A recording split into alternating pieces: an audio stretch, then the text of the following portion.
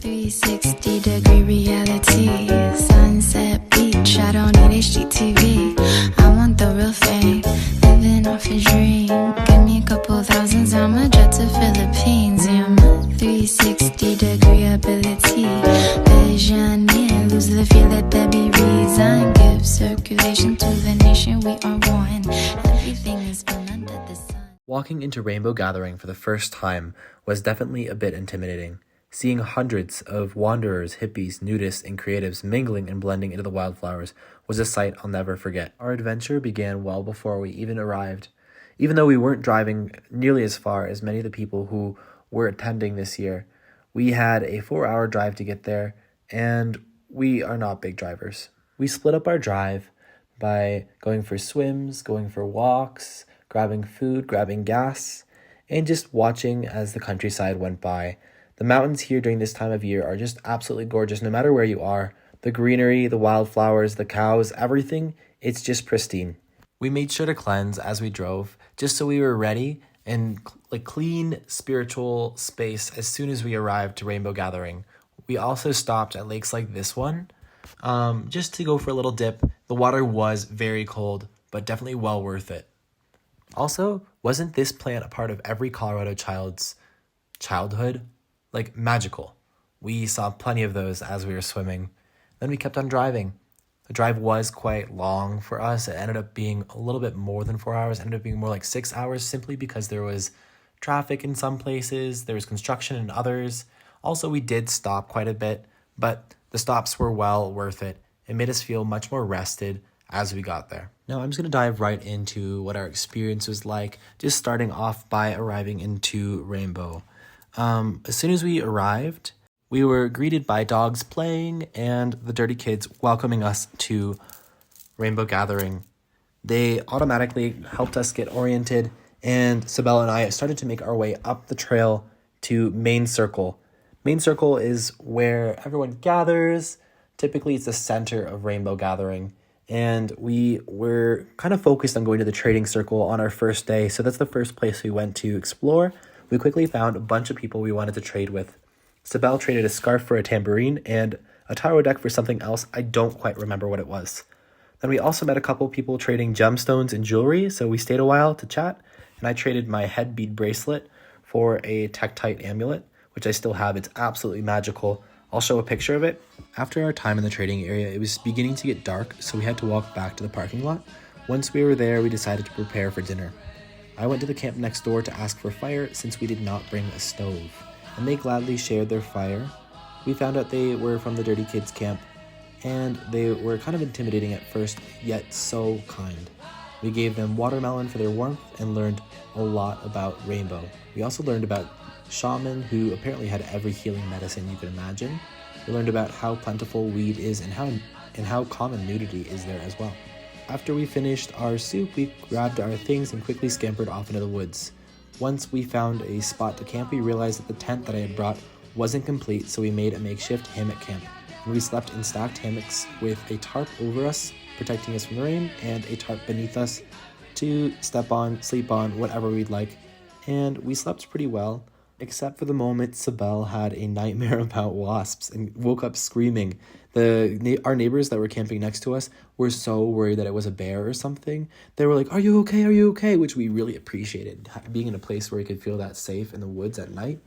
Yet we thought it was kind of funny in the morning. We were like, wow, they were quite worried about us. Honestly, I think they were a little bit more worried for themselves, which I don't blame them. In any case, when we woke up, we warmed up, walked around. I made a flower crown, and then we decided that we were ready to go and get breakfast. We started off our second day at Rainbow clothed, but as we walked up to Main Circle, we began to strip until we were virtually naked or naked. And then it began to rain a little bit, so it got a little bit colder, and we started to find shelter.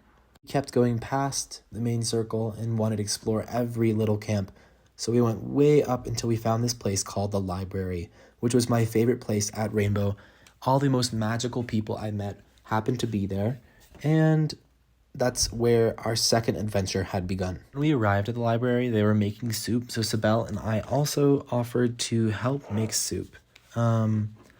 I also wanted to explore a little bit more, so I went off and explored and found a bunch of other people that I ended up meeting and really enjoying. And then I came back and we chopped potatoes, crushed weed, and smoked. It was absolutely magical. I also found one of my favorite books I've ever found. I'm still reading it since it's so dense. It is called Nuclear Evolution by Christopher Hills, The Discovery of the Rainbow Body.